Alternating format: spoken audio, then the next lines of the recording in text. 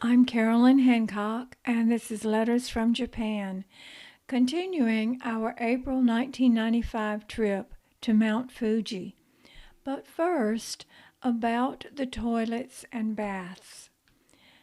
That's another funny thing. I've been saying bathroom because that's what we call it, but the Japanese call it a toilet. The bathroom, where you take a bath, is on the first floor, and there are two of them. The bathroom has three parts. Part one is the first area you come to upon entry. Here you remove your clothes and put them in a basket on the shelf. Then you go to area two. This is where you wash. Along the wall is a row, one, two, three, or more, depending on the size of the bathroom. This place had two. It's a row of handheld shower attachments with a hose. These hoses are about knee-high. The way it works, you get a little plastic stool and position it in front of the faucet. You pick up the shower device, turn on the water, and wash the stool.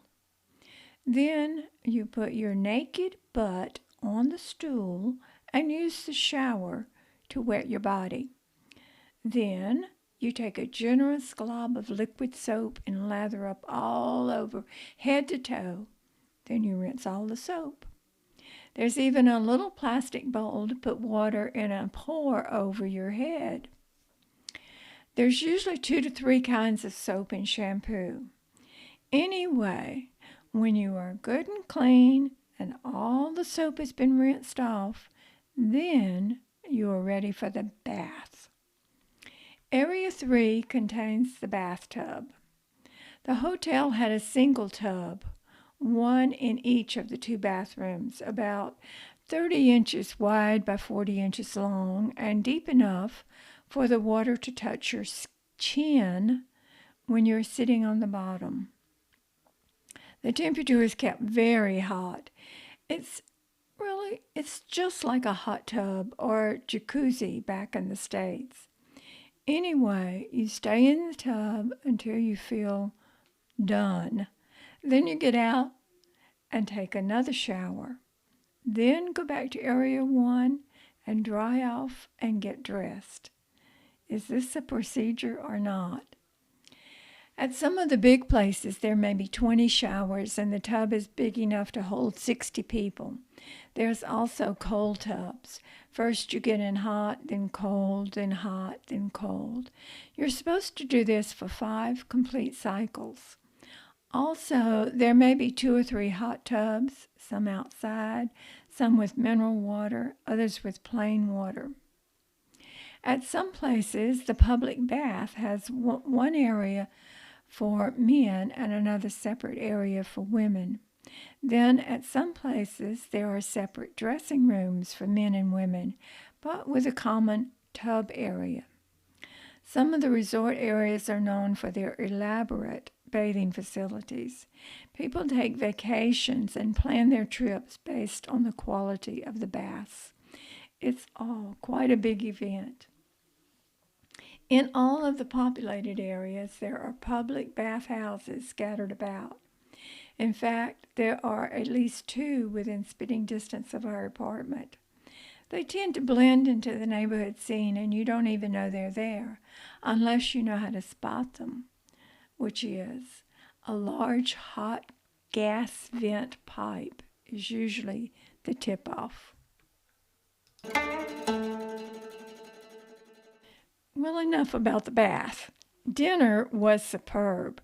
We were served by Nagao-san in the dining room. He had fish tanks all over the lobby, sitting area, and dining area. Each one was different but contained beautiful tropical fish and ocean creatures. It was all very lovely and interesting.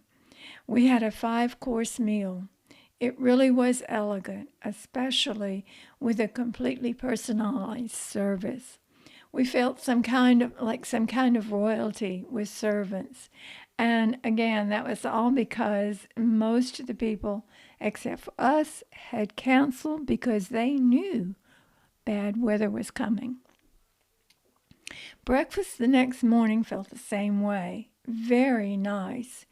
Anyway, we eat, get our gear together, and check out.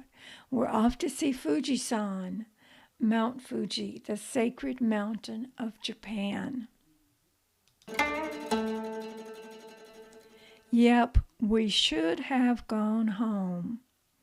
It rained hard all night, and it's still raining.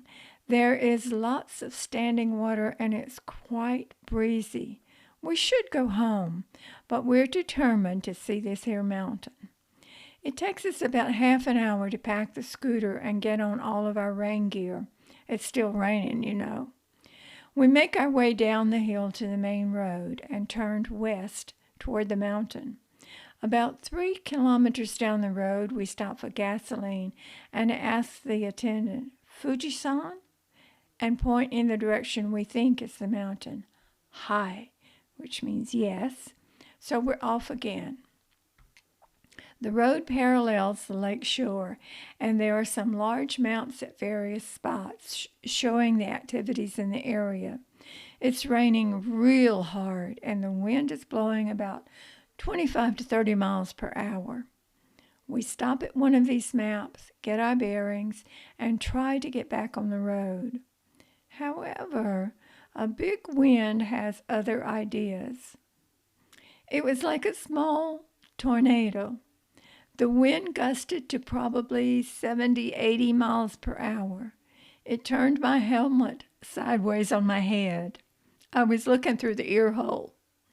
I think the bike was off the ground for a second or two. Anyway, we struggled back onto the highway and kept going. Are we ever stubborn? After a while, it seemed like a long while, we arrived at the main turnoff to get to Fuji.